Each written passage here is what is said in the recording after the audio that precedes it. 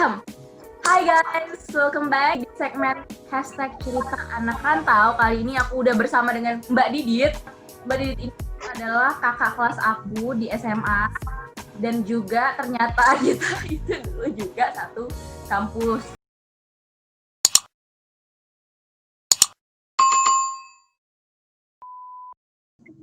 Si awalnya bisa merantau ke Malaysia.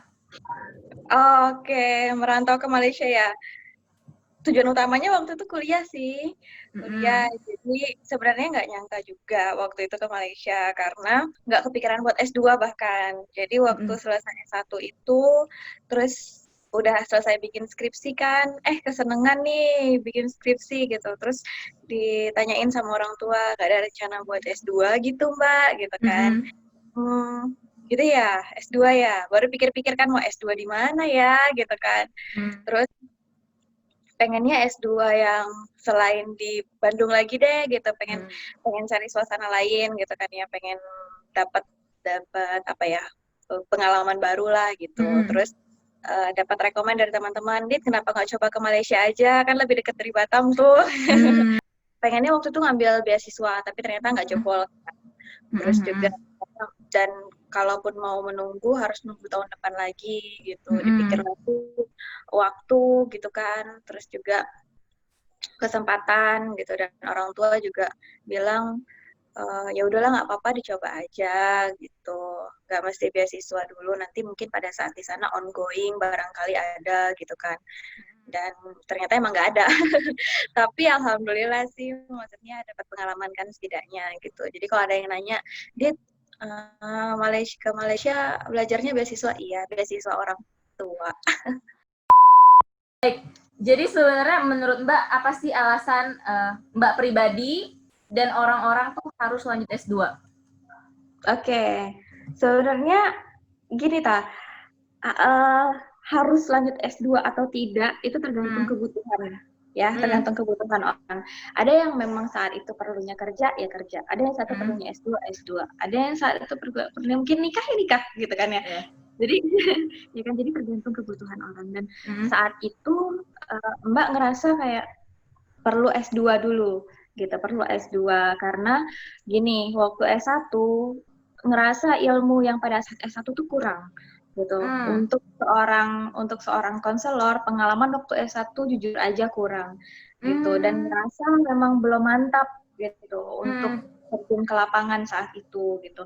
Memang tujuannya pengen jadi dosen saat itu kan. Pengen jadi dan dosen. Sampai sekarang pun pengen jadi dosen, jadi ya otomatis ya harus S2 kayak gitu. Dan alhamdulillah ada kesempatan. Jadi sebenarnya balik lagi, apakah kita harus S2 kah atau harus kerja kah? Lihat kondisi dan satu, lihat kondisi, lihat peluang, dan lihat kebutuhan gitu. Kalau kita tahu kita butuhnya kerja karena kita ngerasa oke, yang S1 udah cukup nih, ilmu S1 udah cukup dan pengen langsung mempraktekkan di dunia kerja, langsung praktekkan di dunia kerja gitu. Jadi jangan sampai ada temen yang sempat ada sahabat yang pernah bilang, jangan sampai kita S2 cuman gara-gara belum dapat kerjaan. Nah, ini yang salah gitu. Kita S2 hanya gara-gara belum dapat kerjaan, nunggu kerjaan ya udah ngambil S2 kayak gitu. Nah, yang ini nih jadinya gimana ya? Mungkin bagus niatnya untuk belajar gitu. Cuman yang harus diingat ketika kita S2 itu kita harus siap mental untuk belajar lebih jauh, lebih mandiri gitu. Apalagi khusus buat S2 yang non pengalaman. Kemarin itu sebenarnya kalau dibilang ya sebenarnya lebih enak kerja dulu baru S2 karena pengalaman pada kerja itu akan membantu pemikiran pada saat S2 gitu. Tapi nggak salah juga kalau misalnya sekarang contohnya kayak Mbak kan langsung S2 gitu ya, dari lulus langsung S2. Jadi ilmu-ilmu pada saat S1 masih melekat gitu, tinggal S2 diasah skillnya gitu. Dan emang ambil S2 yang linier kalau mau jadi dosen gitu. Jadi kalau mau jadi dosen, kalau mau meneruskan cita-cita di bidang akademisi, jelas harus linier. Itu yang harus kita tahu. Awal mau lanjut S2 di Malaysia, apa aja sih yang harus dipersiapkan? Rata-rata mereka perlunya itu at least ada SKL gitu, surat keterangan lulus. SKL. SKL itu surat keterangan lulus harus ada dan ditranslate itu harus ada. Terus TOEFL tuh harus ada juga. TOEFL Berapa tuh minimalnya? minimal 550, IELTS 5,5. Tapi gini kalau di Malaysia itu gini. Jadi kalau misalnya IELTS-nya sebenarnya kalau untuk jebol masuk ke fakultas itu harus 6. Itu harus 6, minimal 6. Itu lolos fix masuk gitu kan ya. Tapi kalau misalnya kurang dari 6, at least 5,5 bisa daftar masuk dan tambahan kelas bahasa Inggris. Oh, gitu. Jadi dari universitasnya menyediakan tambahan kelas bahasa Inggris ya? Yes, betul. Ada tambahan kelas bahasa Inggris. Jadi sambil masuk kelas juga, sambil belajar bahasa Inggris juga. Nah, tapi kalau untuk di UTM ada lagi another choice-nya. Jadi kalau misalnya contoh kalau misalnya masuknya IELTS-nya ternyata di bawah itu.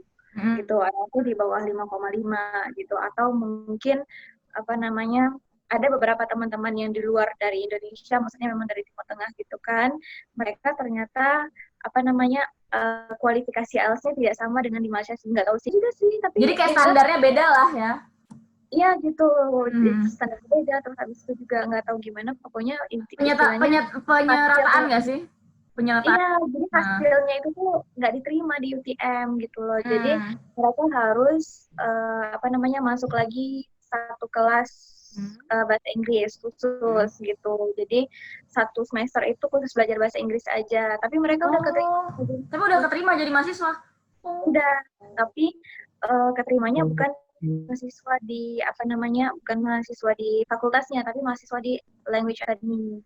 Jadi dia full satu semester itu belajar bahasa Inggris aja. Situsnya IMGS. Jadi buat teman-teman yang mau sekolah atau kuliah di Malaysia tuh coba buka situs IMGS, EGMS. Itu ngebantu mulai dari pengurusan visa, terus kita mau biaya hidup di Malaysia itu lumayan mereka ngasih. Itu apa sih agen? Bukan, memang situs resmi Malaysia. Jadi kalau mau daftar atau apply visa memang di sana. Jadi klik di situ, terus nanti dia akan ngasih apa aja yang diperlukan gitu. Nah setelah tadi udah dapat offer letter, baru masukin semua filenya di sana. Mereka yang ngurus sisanya. Sampai nanti bisa keluar, baru UTM atau kampus waktu itu ngasih informasi bahwa student baru tanggal sekian masuk ke universitas untuk registrasi ulang. Nah, disitulah baru registrasi. Dan ternyata memang sistem ujian di sini kayak gitu. Jadi mereka memang